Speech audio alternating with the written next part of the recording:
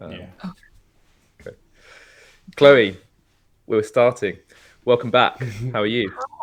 I'm great. Thanks for having me back. This is great. Nice to be back again. Tell us what you've been up to. I understand you've just started a master's. Could you tell us a bit about that, please? I have. I've just started doing my master's in clinical nutrition, which I'm really enjoying, because I was never sciencey at school, and I feel like I'm kind of relearning all the sciencey stuff, to obviously kind of back up all the nutrition work I'm doing, which I'm loving. And we're working really hard on like the female performance project and stuff, like building communities and resources for girls. And yeah, it's all going really well at the moment. Thank you. Good. Glad to hear it. And just for my understanding, what does the clinical in clinical nutrition actually mean?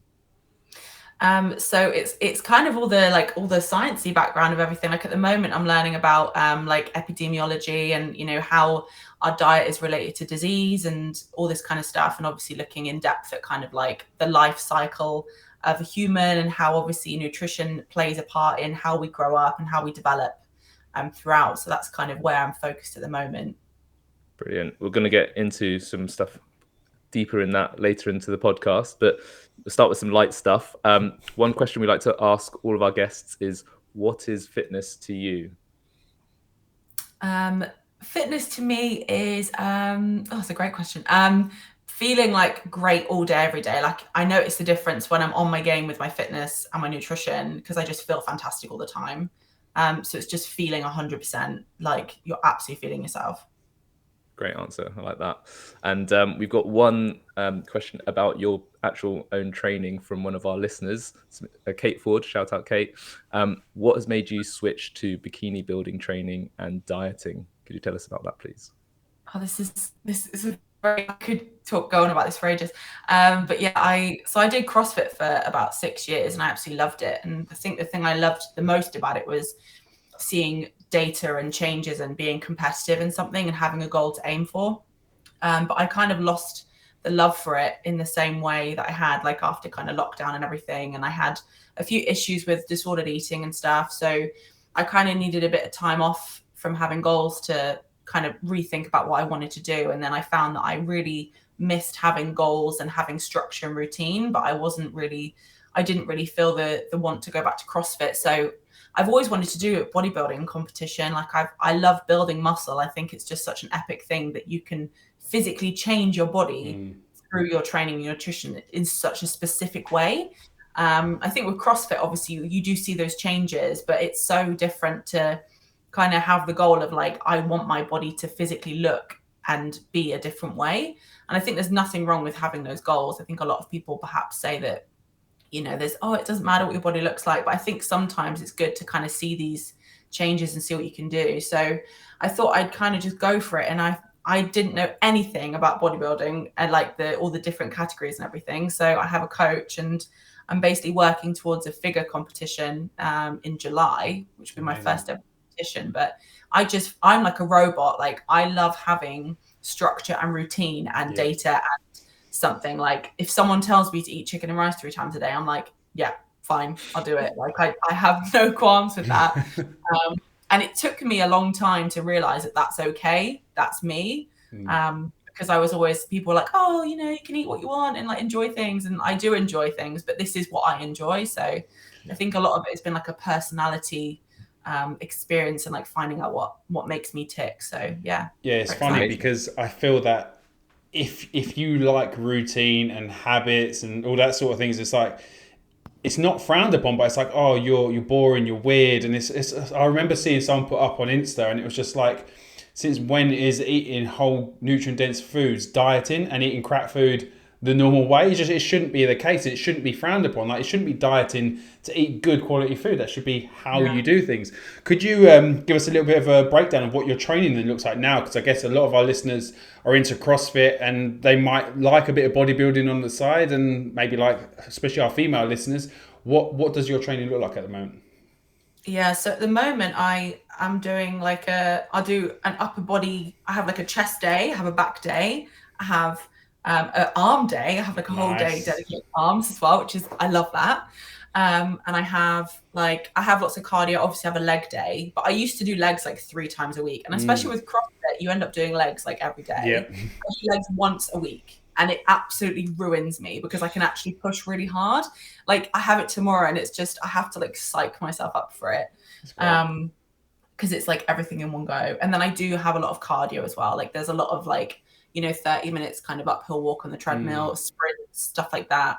But it's really good because it's so specific. Like it's 4 sets of 8, 4 sets of 12 with rest. And you see the differences. Like I literally see differences day to day in my body, week to week. But the training is great. I really enjoy it. And I find like, I'm not knocking CrossFit. I absolutely love CrossFit. I think it's great. But like, I definitely feel a lot less beaten up all the time because my training is a little bit more specific. Like, even though I'm training a lot, like I'm doing cardio and weights and training twice a day, I do, one day is upper body, one day is like legs. And, there's quite a good, split between everything. So I don't feel super beaten up all the time. I feel quite good. Nice. So is that so you're training what, 5 times, 6 times a week? Yeah, 6 times a week. Yeah. So upper, lower, chest, back, legs, and arms and shoulders. And then one day like is exclusively just cardio. So nice. So it's so when you come to that, I think it's a really good point that you made there. Like having like say just the 4 sets at 8 or 4 sets 12, it's a really easy thing to kind of just like work hard at one thing, and it's where we've kind of even within the CrossFit, the functional sphere, essentially bodybuilding started to get a bit of a better insight. Essentially, with functional bodybuilding stuff like that, people started to realize, actually, do you know what, we can do a couple of these isolation movements and actually just have fun with training and not feel so beaten up all the time.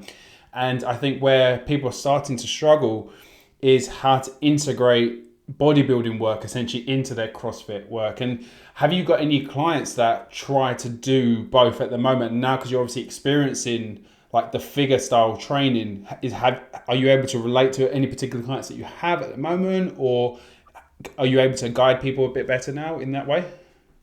Yeah, definitely. Like in terms of my nutrition clients as well, like I have, with my girls, we tend to work around, obviously we work around their cycle and we work around different people's specific things they have to work on. So I have a few clients that struggle with kind of like higher cortisol and worse recovery. And bodybuilding stuff is like something that we actually kind of put in as like, because I have a lot of girls that don't want to not train. They like can't handle it. They can't handle taking a day off. So what we do is, I'm like, okay, we'll take an intense session out or lower the volume and maybe just do, instead of doing an hour's worth of active recovery, which isn't actually active recovery, just go and do like, a few, like an upper body day at the gym, or just do like a, a bodybuilding type session. Especially at certain points in the cycle, it's better to kind of implement that kind of training anyway, because it can be quite useful. But it's definitely something I think clients can do when perhaps they want to maybe move and get blood flow, but then they don't, they need to kind of be aware that they don't want to burn themselves out, because obviously, you can do it at extremes. You can push to failure, you can have reps in reserve, or you can just do it at a nice kind of steady, like, 70% effort and get blood flow to muscles and work everything without having to kill yourself. So it's quite a useful tool.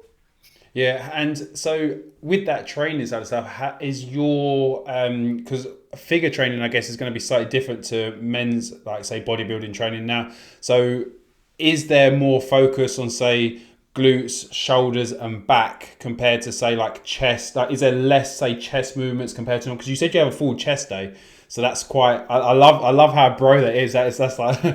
It's so good. It's so great. So what are you doing? Like flat presses, inclines, flies. What else are you doing? Yeah, brilliant. And how obviously women have chests, like the actual pec muscle. So it's like, how does that feel like? Because obviously for a guy, like I know when I've got a really good chest pump, you just feel like, how does that feel in a woman? It's great. Like, I don't know, like I feel like I've always taken the piss out of guys for just training chest all the time. But like, it is actually super fun because you feel so strong and you feel jacked. And like, when you're doing, when you're looking in the mirror and you're doing your cross and you're doing all your flies and stuff. It's so satisfying because you do get like a good pump in your upper body, and training your chest as well for a woman like isn't just going to hit chest, it's going to hit the shoulders as well and everything. And I get a lot of women coming to me like, oh, can I lose this on their arm or whatever? And I'm like, well, actually, maybe if you do some chest exercises, you're activating those muscles too. So it's great. I love it. Like, and because you see it when you're training it. You see the, it's such a visual thing, isn't it? And so just you talk about the pump there. So just I want to jump ahead ever so slightly in certain bits. Are you supplementing with anything now that you're doing more bodybuilding stuff? I know when I did more bodybuilding, I took a few like pump products and stuff like that to really like help with that. Is that something that you've included more now within your training? Funnily enough, I'm actually not including any of those things at all. I've actually been told to take my pre-workout away because I'm competing as a natural competitor, and the list of natural supplements is actually like very small. And I think it's really easy to actually get caught out if you are a natural competitor. Like a lot of pre-workouts have stuff in that you can't have. So I've actually been told to get rid of everything. And I literally just have a black coffee before I train. Oh, nice. BCAAs, that's it. What sort of things are illegal in natural things that are in a regular pre-workout? So I'm not 100% sure on that, what the actual things are. I just know that there's you see supplements that are like approved. It's like the tainting stuff, isn't it? That because this is where people say, that this was producing somewhere which might have then had this in it, and it's just always people's way to. Because I think most like reputable companies now that say list like this is what's in the pre-workout is just say like caffeine, arginine, beta-alanine, like those simple things. Like you'd hope that that's what is in it, but I guess obviously as you've been advised not to, I guess it's just because you just don't want to take that risk. You're putting all this hard work into obviously achieve a physique which is tough, that then you don't want it to be ruined by a pre-workout which you was being innocently taken. So exactly. So basically the untested ones have got the good stuff in. Got you. I know, and I used to really enjoy my pre-workout because it's like something that tastes quite nice as well, isn't it? So just coffee. It's a good state change. Yeah. Cool. So we sort of touched on it there, but one of the common themes we get in all of our listener Q&A things are around the differences between men and women, and Rob kind of alluded to it there. What, in your experience as an athlete and also as a coach, would you describe as the key things to consider when contrasting female training from male training? I think in terms of female training, there's like obviously so many different kind of areas you could look at with that. I think the way that women look at exercise, sometimes we do tend to kind of maybe overdo it or choose not the wrong things to do. I don't think any exercise to do is wrong. If people are enjoying what they're doing, then that's what's important. But I think women can sometimes get into exercise because they think it's going to make them kind of like lose weight. And that's the reason they're doing it instead of to feel good or training for a goal. And I think some women don't see themselves as like athletic, and they're just seeing themselves as someone trying to lose weight. So I think that can make a big difference. And then I think women kind of being scared of doing weight training as well is like a big thing, because they don't want to get bulky or whatever. Like I hear that term a lot, like don't want to get bulky, don't want to build muscle. But then I think a lot of people don't realize that actually building muscle doesn't mean you're going to turn into looking like the Hulk. It's about like obviously having a better body composition and making sure your BMR is higher, and that you're kind of like obviously at less, you're going to be less at risk of things like CVD and stuff if you have obviously higher muscle mass, and especially for women, we're more at risk of things like osteoporosis and stuff. So, having a higher muscle mass is actually going to be better for us as women. So that's super important. And I think, again, like women don't think perhaps that they maybe can train like men sometimes, but there's lots of studies on comparing women and men following the same training programs. There's a really good upper body one, and women actually grew muscle at the same like rate as a man did. Obviously, it's going to look very different for a woman, but in terms of the actual kind of gains you can make, it's not that different. Like we're not at like a disadvantage really in building muscle. It depends on, obviously, genetics plays a big part. And obviously genetically as women, we're probably going to, build a little bit more muscle in our lower body as well, because we carry more fat around there. So we're going to build a little bit more muscle in comparison to our upper body. And I think, we've got kind of these myths that maybe women can't build in certain areas, or they're like, I get a lot of women coming to me saying, oh, well, I'm weak in my upper body. And it's like, but are you? You don't actually know that. You've been told that obviously by someone. So I think that's kind of like something to bear in mind. Yeah. So that sounds lot that it's more about the mindset than anything, because a lot of those points that you were just saying there is basically you can do exactly what the guys are doing, just have a better mindset behind it and understand that you are just as strong, like just as like have the right to be doing these exercises than a man does. And I think that is one of the tough things where a lot of studies and that a lot of time are done on men, like male things, and then so when you do say get like this female study come out saying this, and you're just like, well, okay. I think what I love about that though is the fact that you're helping women understand that you can train and you can train hard, and you can probably train harder than a lot of men. There's lots of studies in recovery actually about women.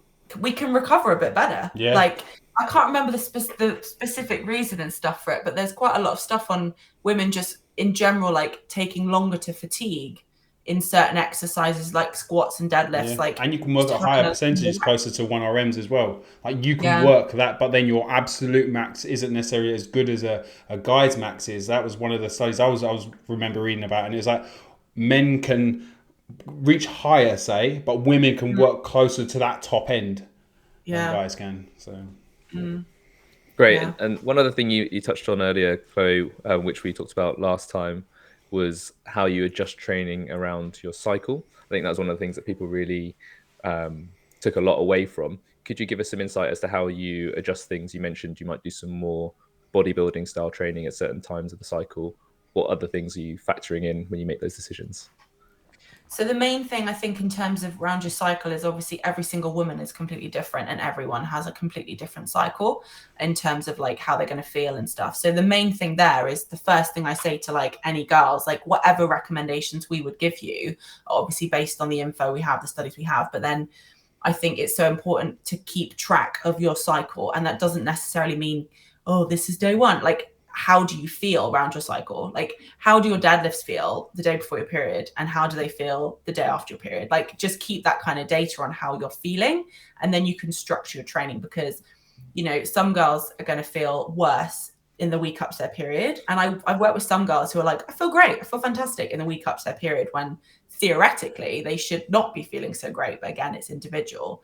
In general, like training, obviously when we're in our follicular phase is the day from the first day of our period up to ovulation. And in theory, we should be able to kind of push a little bit harder here. Our recovery is going to be better. We can maybe push with a little bit more intensity, and maybe do a bit more volume, so we'll recover better. And then especially around ovulation, because we get like a peak in estrogen, and our natural creatine kinase levels peak there as well. So in theory, we should be able to push a little bit harder. We might be able to PB stuff. But then in our luteal phase, which is from ovulation to the first day of our period, that's when we tend to get kind of PMS symptoms. And due to obviously like hormonal fluctuations, we get, you know, low energy and bits and pieces like that. So that time we're a little bit more at risk of inflammation. So again, in general, we would recommend, like, if we're inflamed, then we generally want to be focusing more on recovery. We want to be prioritizing sleep. So around that time, instead of being like, well, let's push and let's work at higher intensities, let's bring the volume down and let's focus on recovering throughout this time. It doesn't mean you can't push. You just need to kind of maybe be a bit more selective in the times you push, and really, really listen to your body. So that's kind of the time, like in that luteal phase leading up to your period, I would maybe recommend like keeping the intensity lower, keeping the weights lower, and focusing on maybe more bodybuilding style training, doing something different, maybe going to like a dance class or a tennis class, or just something a bit different that you like, you wouldn't do because you're like, oh, well, I must train CrossFit all the time. Do you know what I mean? Like, it's time to do something a little bit more low key. And on that note, I've had a lot of girls recently, actually, it's funny, like so many of my clients are like, I'm on my period for the open, and they're just stressing out and stuff. And it's like, just because you're in that time doesn't mean you can't work hard and push and still do really well. It's just, again, you need to have the data you've got on that time in your cycle from before. So you need to keep track of how you're feeling. You need to know realistically what you're capable of.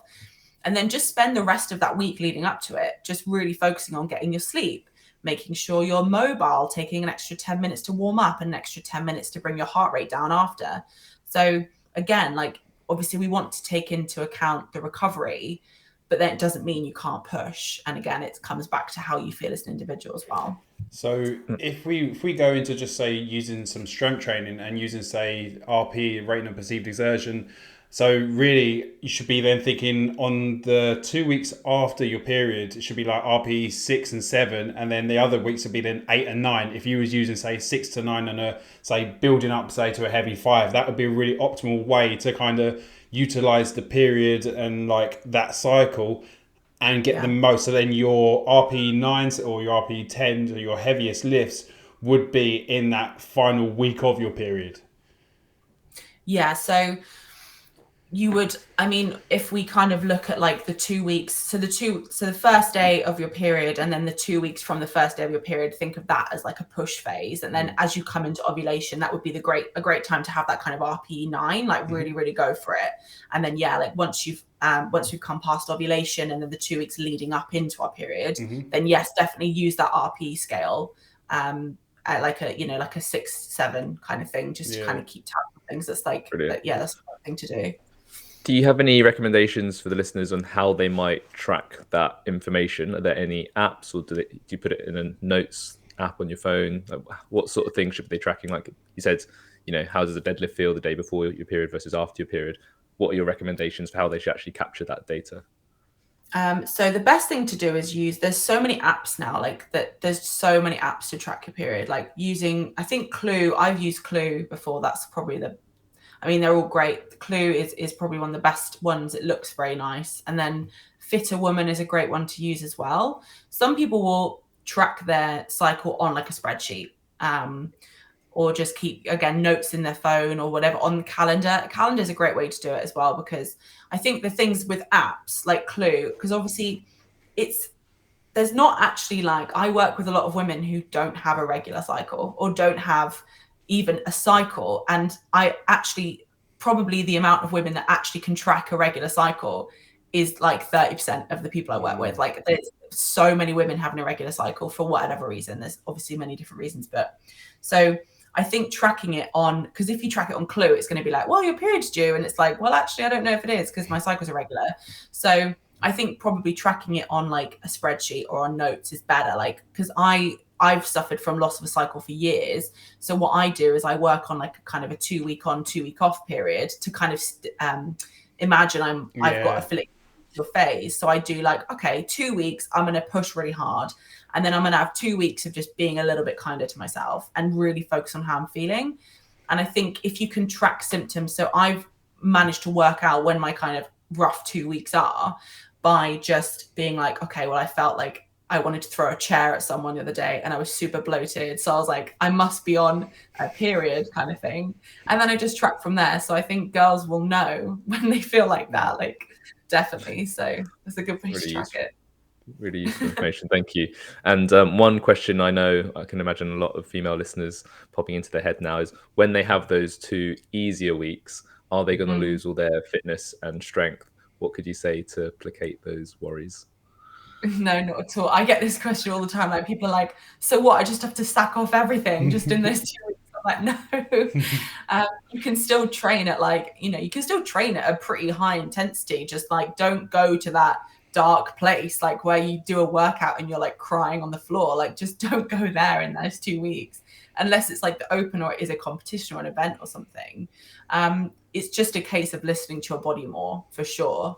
And still get your training in, like still push, but just focus. I think if people don't want to kind of limit the training they're doing, just focus more on recovery. Just be really, people say recover as hard as you train. I think that's even more important in that point. So, looking at the food you're eating, is the food you're eating supporting your recovery? Are you going out drinking? Are you eating loads of processed sugar? Are you sleeping well?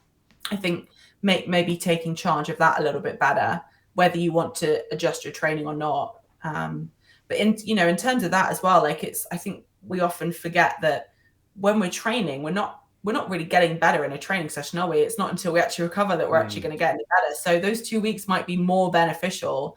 And really, people should be having a deload week anyway. Like, a lot of people don't seem to take one.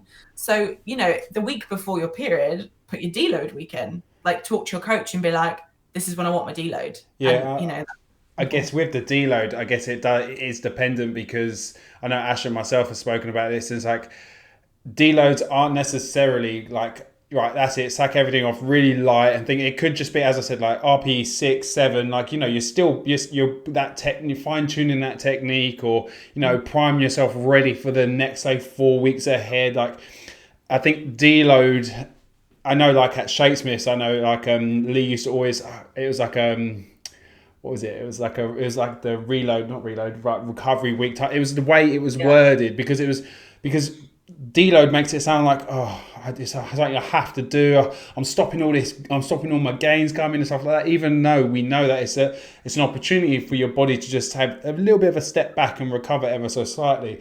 But in those 2 weeks, what kind of like nutritional advice would you give them? Since you said there are like certain foods and like things that you might want to start thinking about in those 2 weeks, what would you recommend?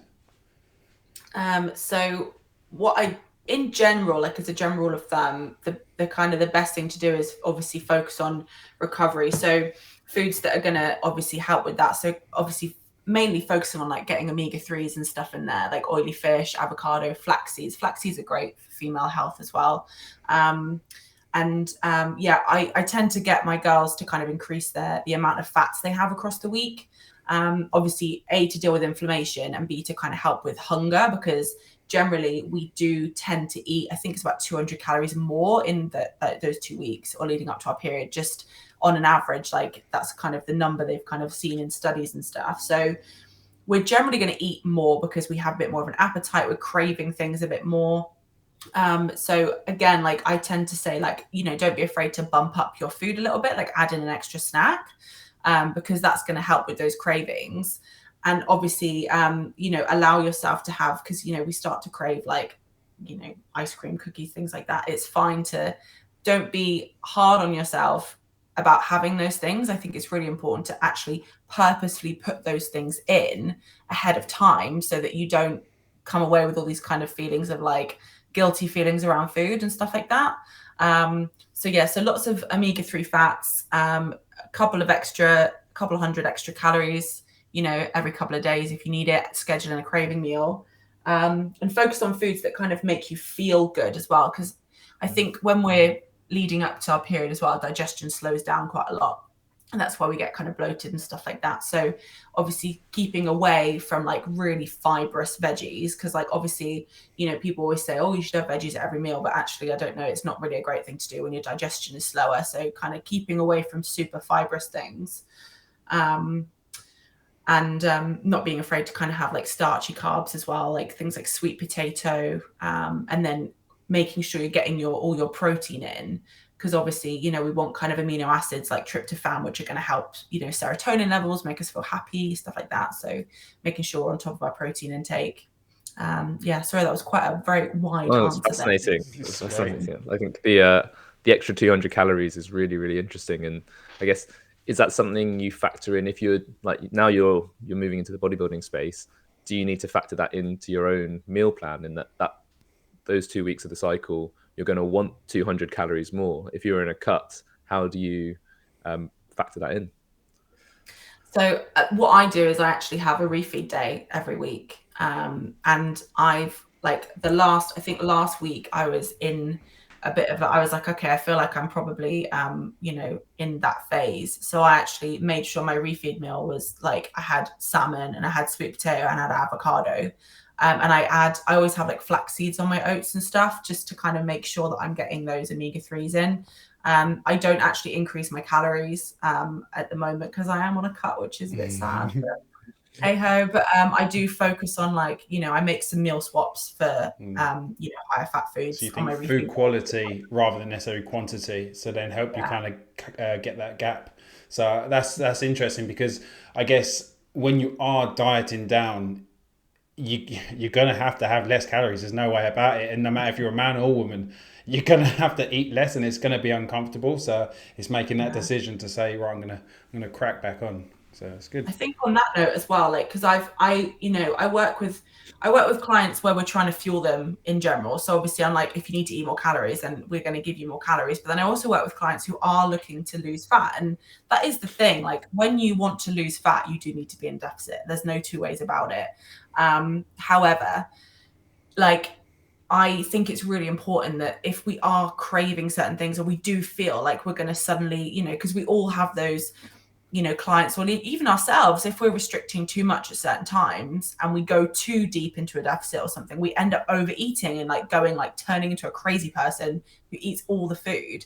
So I'd much rather, if I have a client on a fat loss program, I've said to a couple of the girls who around that period, I'm like, just add in 200 calories just today of just a snack, because this is going to stop you from feeling like you need to eat 3,000 calories at the weekend.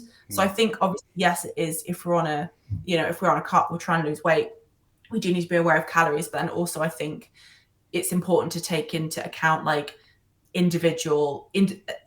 is individual, and everyone has a different. Everyone has different level of discipline as well towards their goals and stuff like that. Some people can suffer through the discomfort no matter what their period or something's telling them, and some people I've got to listen to myself. I've got to eat. So it's like cool, as you say, eat something a bit smarter, and then maybe make different food choices throughout the week. Yeah. Does that change for maintenance or being in a surplus? For in my head, I've just got stuck on this idea of every 2 weeks you want 200 calories more than the other 2 weeks. So is it unrealistic to change meal plans to be like that, in that, say your target calories are 2,000 for argument's sake. For 2 weeks, it would be 1,900. For 2 weeks, it would be 2,100. Is that overthinking how you might handle it? Or is it easier just to stick it at 2,000 and, for 2 weeks, you'll be a bit hungry. For 2 weeks, you feel like you're overeating? I think, again, it is I think definitely there's reasons to be able to do both. I think it comes down to individual, because some people I'm quite happy to stick on the same calories for however long, and I have days where I'm lower and higher, and it doesn't bother me, because on average I'm the same. I think some people will be absolutely happy to be like, okay, 2 weeks I'm going to do 1,900, 2 weeks I'm going to do 2,100. I think that's fine. But I think if you were going to stay at 2,000, then you could still make the changes to your diet without having to eat more calories. So for example, one of the things obviously we do with pH is, we have the anytime meals, we have training meals, and an anytime meal is higher in fats, and a training meal is higher in carbs. And that's just one example of just it's just an extra, few grams of fat here, but it's going to make you feel a little bit obviously more full, because fat is going to fill us up a little bit more. So if you're in your luteal phase, you want to stick it at 2,000 calories. Just if you've got a portion of food and you've got, say, I don't know, two sweet potatoes and half an avocado, just take out half a sweet potato and add in the rest of the half the avocado. So you've got, in terms of the macros and everything are the same, but then not the macros, the calories will be the same, but then you've got obviously a little bit higher fat. That would be an easy way to do it. And you don't need to track for that. It's quite easy to be like, okay, well, I've got a fist size of carbs, I'm going to take half of that away and add in another, thumb size of fats.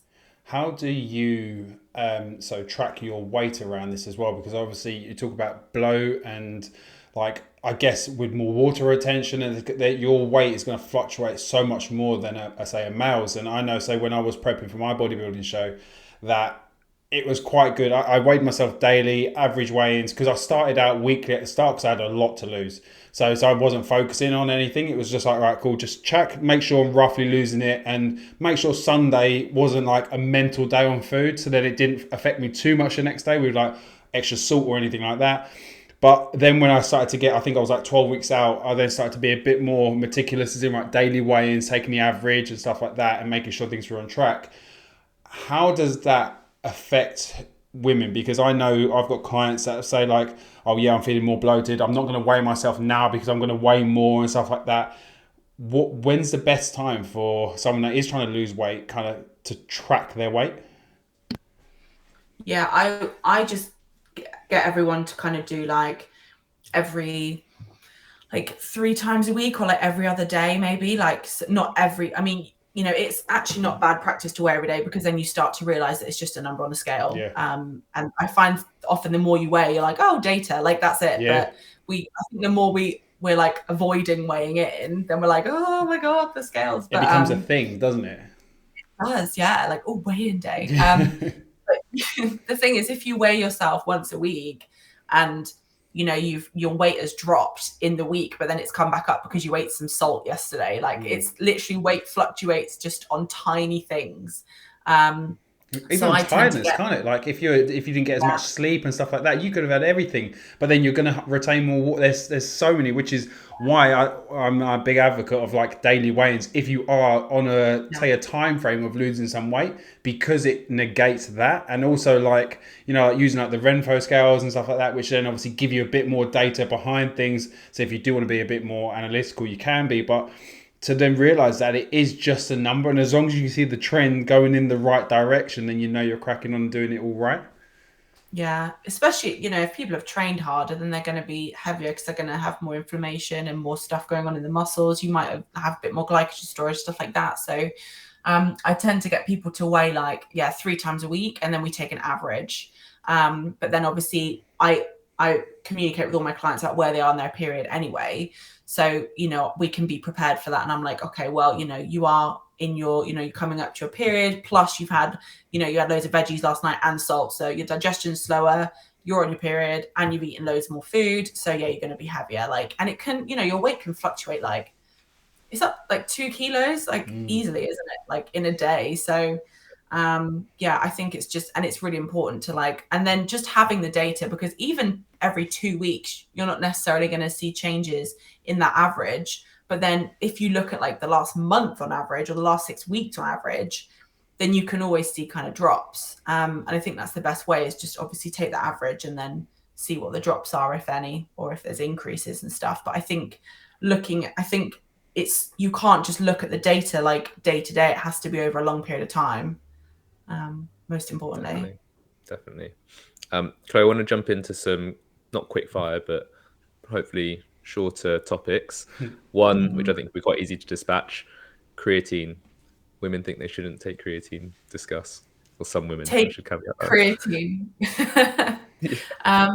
There's a really, really good review, or actually, which you can find on, if you literally Google creatine for women, I think it's on PubMed, and it's basically a massive review of like every single study that's ever been done on women with creatine, and it looks at creatine through a woman's life cycle. It's incredible.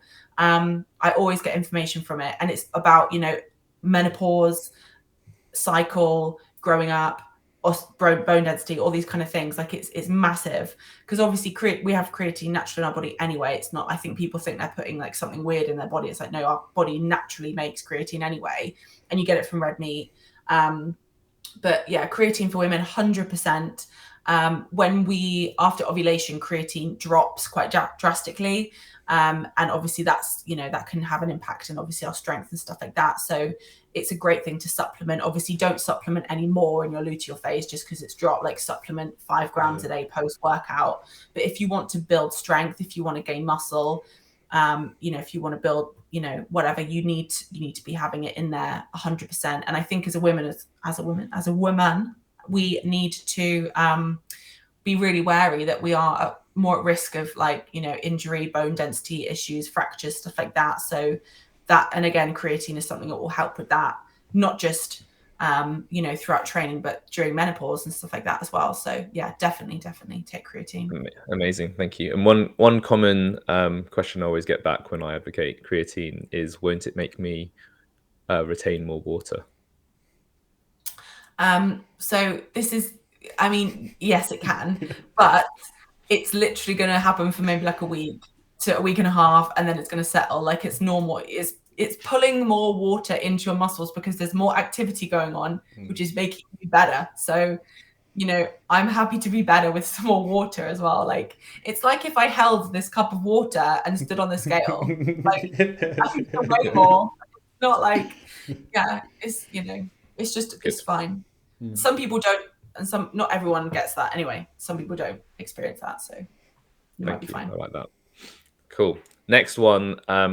big topic, so we don't need to go too deep into it. It probably deserves its own episode. But advice for training during pregnancy and postpartum. So with pregnancy, I mean, it's not my area of expertise, but I've worked with a few clients in the past when I was kind of PTing bits and pieces like that. And generally, like with pregnancy, again, it's just super important to just be very aware of your body and what you've done in the past. Like if you've never trained before and then you start training, obviously this is not a great thing to do, because it's a new stimulus on your body. You don't want any kind of added stress there.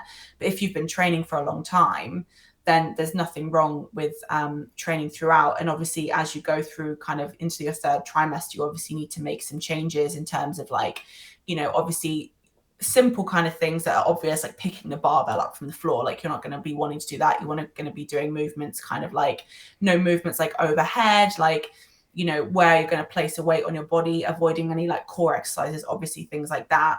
And I think most importantly, just making sure that you're mobility wise, because obviously, in pregnancy, we produce the hormone relaxin, which means that we're a little bit more mobile. So just making sure you're not overdoing it, like any kind of joint movements where anything's going to go too far, or like putting too much weight on a joint or loading up too heavy. But if you've been training for a long time, there's nothing wrong with obviously continuing to train, but if you've not been doing it for so long. And just again, like, in terms of the nutrition, just making sure that you are really supporting your recovery is like a massive, massive thing. Getting in, all your micronutrients, getting in a really nutrient dense diet, lots of omega-3s, lots of dark leafy greens, berries, colorful fruits, things that are just going to make you like feel at your absolute best.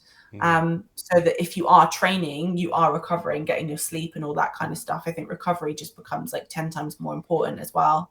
Yeah, I think it's a massive thing you said at the start there, where it is so individual, because I think when you look on social media and stuff like that, you see like classic CrossFitters day before they give birth, like kipping pull-ups and all sorts. You're like, all right, and then you see like handstand push-ups, and you see other ones where like, okay, now I'm doing yoga, or I'm going to do something really easy, and like you're like, that might be completely fine for that person. That might be completely fine for that person, and it's just, you have to take into consideration your training journey that you're at. And because from everyone that I've worked with who's got pregnant and gone through and then come through the other side, a lot of it is just like, cool, how did that feel? Or is this what it, and it's making sure you have a better signal with your own body. And I think like a lot of the things you've been saying today has been like, from tracking your period, understanding what this feels like, it is awareness. And I think where we are such a disconnect, we're a generation, well, not even a generation, we're a culture of disconnected individuals, because we don't know what's going on. A lot of time where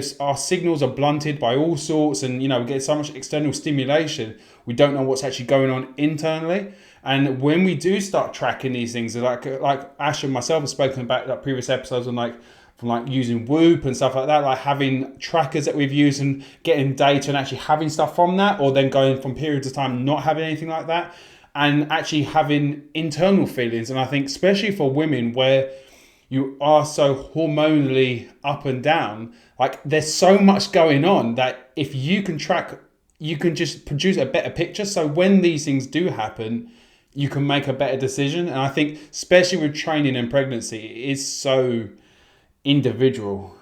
But there's also going to be some limitations that you won't want to be doing. Like, I wouldn't say do some crunches when you're like 9 months about to pop. Burpees. Yeah. That's great advice. Thank you very much. And we were talking offline about postpartum nutrition. Could you give us some interesting takeaways there? I know there's some fascinating bits that have come out of your master's research. Yeah, I mean, I've been kind of looking at obviously early years development recently, which is so important, is so interesting, and talking about obviously the differences between like breast milk feeding and formula feeding, and how obviously breast milk is going to be so much more beneficial for a child's development, obviously, because the omega-3s in their DHA, EPA, which are going to obviously carry over to cognitive development and stuff like that, which is so interesting. And it's so important for obviously even conception, and the first kind of few weeks of a woman being pregnant is so important in terms of how your child will grow up. Like making sure you're getting in all your micronutrients, because it's so important for that development to carry over and everything like that. And obviously what you know, if you are breastfeeding as well, what you eat is going to be so vital for your baby. Like all those micronutrients are going to be carried over to what your baby's going to eat as well. So it's really important to kind of be bearing all that in mind. And obviously we spoke a little about kind of like iron deficiencies and stuff in women, and like it's obviously this is kind of pre getting pregnant and preconception, but like making sure that, you know, when you're going into that, you are kind of, you know, you've got a good level of things like iron and, you know, micronutrients and stuff, because that is going to determine, you know, how your child grows up and everything as well. Yeah, I was listening to a podcast recently, and I heard they were discussing the whole, like, the cycle and how pregnant when they were going through the pregnancy and basically the development of the child's brain, and due to like this compared to vegans and meat eaters, and now obviously everyone has their own individual ways of doing things, but it seems that one of the studies that they said was they went into a school and gave basically people, they gave kids meat and kids like say a carbohydrate, say snack at the middle of the day, and that their cognitive function was so much better with the meat rather than the say the carbohydrate or the vegan or whatever it was. Like I can't fully remember, but does that, like, obviously I know we can't, everyone is individual and stuff, but if someone is vegan, what should they do? Is it just as simple as supplement with iron to try and at least help their baby get the best opportunity? And when their baby comes out, I know it's going to be down to the individual's decision on whether their baby should be vegetarian, vegan or meat eater, but is it an advisable thing to maybe give them as much opportunity and options as possible rather than restricting them early doors? Yeah, I think so. I think it seems like the most crucial time is kind of like preconception and then the first couple of weeks of conception for that. So I think there's quite a lot of studies on iron supplementation in that kind of initial time. But then I think it looks like, I can't completely remember, but I think there was stuff about how after a certain point, it's not really going to make a massive amount of difference. Like after, I think it was about 5 weeks. I might be wrong on that, Wow. but like I'm pretty sure it was kind of. It really is a short window then. Yeah, it is. Yeah, it's a pretty vital window. Like there's so much riding on that kind of first few weeks. You know, because most people don't even know they're pregnant then though. That's the thing. In those first few weeks, like, comes to about say 6 weeks. I've missed my period. What's going on? So that it's 6 weeks time. It's like, and you missed, like, as you say, this really vital bit. You might be out on the lash and everything. It's mad, isn't it? And also, like, so many. I think iron deficiency is like a massive thing that we don't really talk about, like a huge amount, because so many people are iron deficient. Like it's one of the biggest deficiencies, and I think it's it is quite common. And I think people don't really. They're like, oh yeah, it's, you know, it's not like the same as of iron deficiency. I think the big one is fatigue and just feeling super, super tired, because obviously you're not getting the kind of the same oxygen circulation and stuff, and you'll just feel a bit woozy and stuff like that. So I think that's probably the biggest one. My sister had a bit of an iron deficiency, and yeah, she was always really low, like really fatigued, a bit moody. It's a good excuse, that. I remember that. Is it true that vitamin C helps with iron absorption? I've heard that people who are yes, it looks like that is the case. Vitamin C is better at helping absorb iron, and then there's some things that will obviously limit the absorption of iron. So I think vitamin D and calcium and zinc are not massively helpful for helping absorb it, but vitamin C will help absorb it. There's a few things about, like, as well, like conflicting studies, but there's bits and pieces about having like coffee and stuff near a meal where you're having like iron, like red meat or something, and again that kind of limiting the absorption there as well. So yeah, so like I've spoken to a few clients before about having, like, you know, clients that have like herbal teas around a meal or coffee around a meal, and if they're a bit iron deficient, I recommend maybe not to have a hot drink around a meal that had, you know, more iron in it. It's interesting that C and D are slightly conflicting in that regard as well, because I quite often will have my supplements post vitamin C tablets straight after a meal, and then my vitamin D sprays as well. But they're fighting each other over the iron there, so it's net zero. Shit. Okay. One of the best foods there as well. Like, I'm obsessed with beetroot. I have it with all my salads. But beetroot's great because it's iron and vitamin C. So it's like a double whammy. So yeah. That's good. It's in my smoothie, so I got that one covered off. Excellent. Next question. How lean is too lean? I think it's a common topic in the female fitness world about the glamorization of visible abs and how some people take it too far to the point where it's unhealthy. What sort of guidance would you give to female athletes who aspire to getting their six pack?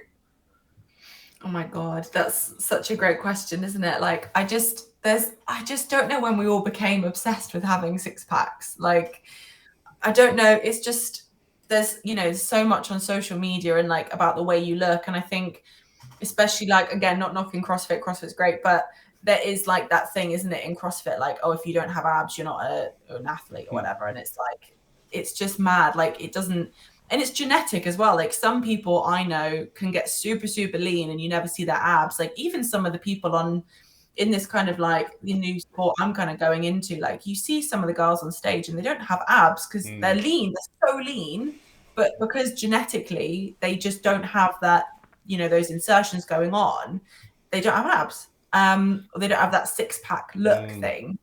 I think it's just such a toxic thing to like be like, well, this is, and I don't think there's anyone specifically saying you need to have abs. I don't know where it comes from. It's just from, images and, again, social media and like the way we kind of think we're meant to look. But definitely, like, there is a thing of being too lean. I think, again, it's genetic. Some people will generally be leaner than others. Some people are going to carry more body fat, and that's just the way it is. And I think we kind of need to accept that that's fine, and it's fine your body is going to look different from another person's.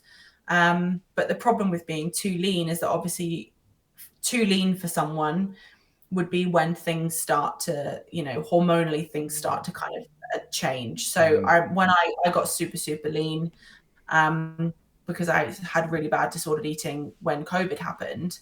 And I lost my menstrual cycle. I lost my menstrual cycle when I was doing CrossFit because I was training so much, not eating enough. But like, you start to suffer from obviously hypothalamic amenorrhea, which is loss of the cycle, irregular cycle. I think if you start to feel like, you're not recovering, you're feeling fatigued, you feel like you need to binge eat, you feel irritable all the time, you feel like I felt like a bit like a robot. I mean, I'm happy to be like a robot most of the time with my, habits and stuff, but you actually feel a little bit robotic in like, there's nothing going on up there, like in terms of like emotion. You're like, I must do my training and that is it. Like, it's and I think that's an indication that perhaps, things are lower, especially because like hormones such as estrogen are going to drop. And those are obviously like, estrogen is so important in how we feel in terms of like, for women, it's our glow. It's what makes our hair and our skin and our nails feel great. And I think when you start to kind of see an impact in all those kind of things, that is probably too lean. Obviously, again, it's dependent on your sport. Some sports require you to be leaner. Like, it's very different for me to talk about this now than I would have before, because I am going to compete in a sport where I have to get really, really lean. But it's not like I'm going to be lean like that for my whole life. I'm probably going to sit quite happily at the weight I currently am now, and I'm only going to be lean for a few weeks. But it's hard. I think people don't understand the difference between, if you have a goal where you are stepping on stage and everyone's looking at your body, it's going to look very different to if you're just training to live a happy, healthy life. Like, the people that I remember when I was super, super lean before, because I had all these issues with eating, I wasn't happy. I wasn't healthy. Yeah. So, I think as well, the thing with abs a lot of the time, and when people see it, is it a lot of times shows discipline, and it shows someone is, they have control. Obviously, some people, I'd say, more genetically disposed to having abs even at higher body fat ranges, but it's really hard to fake abs. So it just shows that someone, they commit to their diet, they commit to their training, they live a healthy lifestyle. So especially if you're single, looking for a mate type thing, you're looking around, you're going to say, well, these people are going to be living an optimal life. Like, they're probably going to, and when you go back right down to the roots, it's like, this person can carry my my child, or the vice versa. This person can give me a child, because when you go into that way of thinking, it's like, this is what we're all about, right? And it's, when you do look online, I don't want to say it like this, but it's, no one really wants to just see you like a fat person. Just like, and that's the honesty, right? Because it's just like, no, it's like, if you're advertising something, like, but if someone's comfortable, and that's cool, and that's the thing. It's just like, but the problem is when it's abs are then said, right, this is the way it should be, because that's not right, because it's not a set there. Just like with everything we've been discussing today, it's like, it's your individual way of how you feel happy, how you feel, and then what comes from that. So I think people are so worried about what everyone else thinks. It's just, who cares? Like, it doesn't matter. Exactly. No, I agree.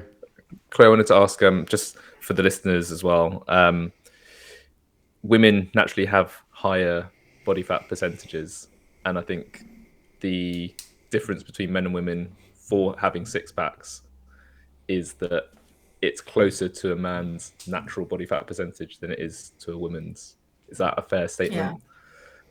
Yeah, I think so. Yeah, I think we do. We're going to carry more body fat, and we're going to carry it around our midsection and our hips more, which is obviously where you're going to see your abs. And, you know, a lot of women are like, oh, I want to get rid of this lower belly fat. And I'm like, well, you know, this is where we're going to carry a lot more of our fat. But then, you know, there's lots of positives from that as well. Like, you know, if you have a bit more body fat, you can build more muscle. Like, you know, you need body fat to build muscle. So, you know, if we've got more body fat around our, you know, bum and our hips, then we're going to build a bigger booty. So there's, you know, and bigger legs. So that's great.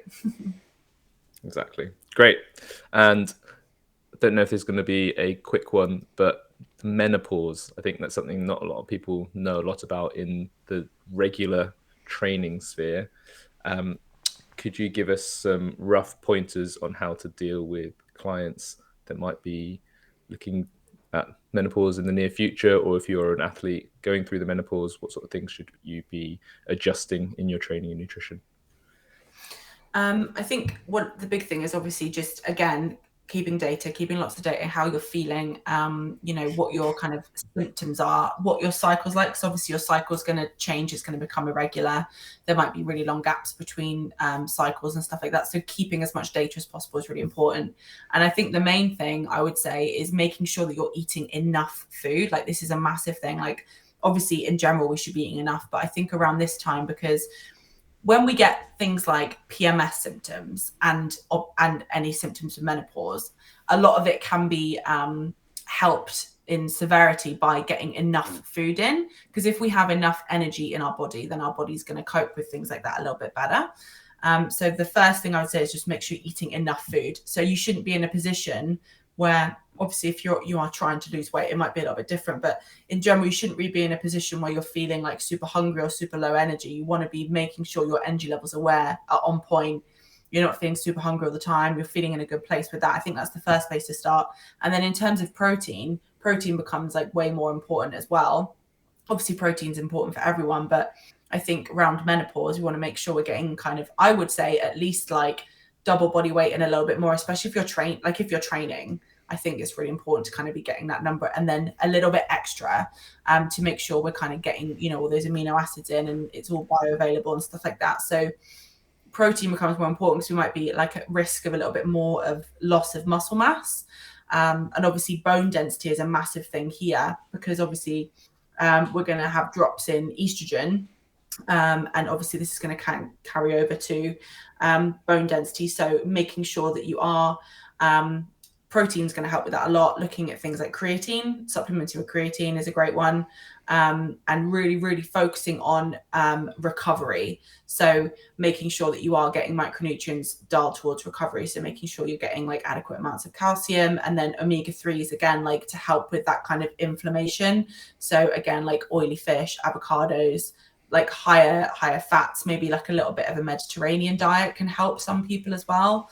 If they have particularly like severe symptoms, I think that can be quite helpful. And just in terms of training, just really, really, again, focusing on your recovery around your training, and like watching where your heart rate is going, watching the intensity, and again, kind of tracking how you're feeling is super important. Amazing, thank you. It seems the omega-3 is a recurring theme for a lot of female nutrition. I think it's true for male athletes as well. Why is it that omega-3s are so lacking in most people's diets? I think, I think people are generally pretty good with them. I think because omega-3s, obviously we're getting, mainly like oily fish really and things like that. So, but they are, so vital for health. But I think a lot of people just don't eat as much fish, maybe in general.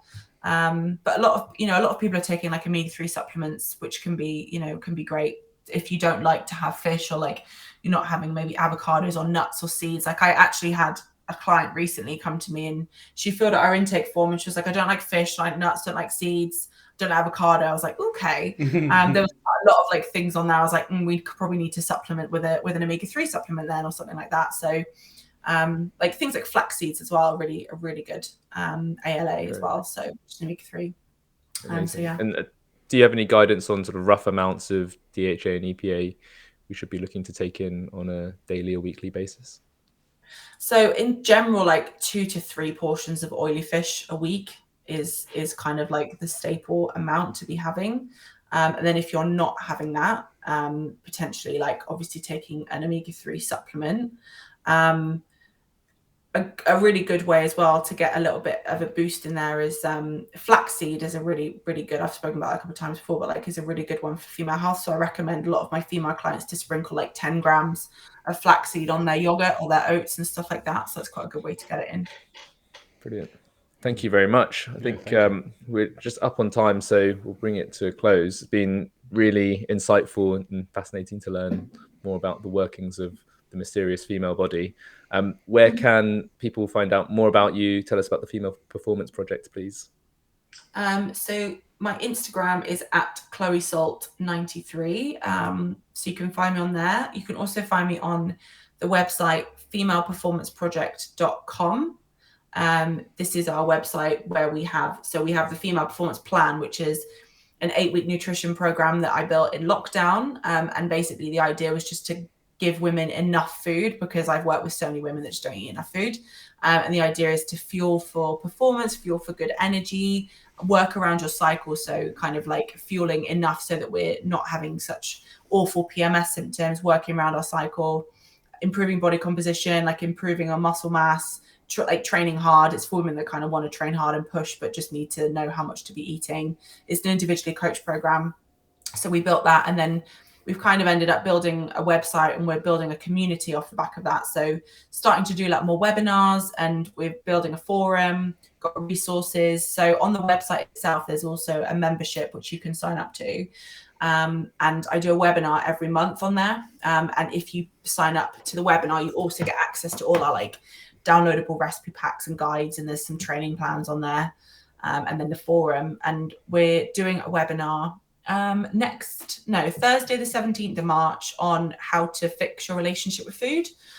So that's quite a good one to sign up for. And then we've got loads of old webinars on there that I've done around training around your period and stuff like that. So that's probably the best place to go and have a look at stuff. Amazing. Thank you.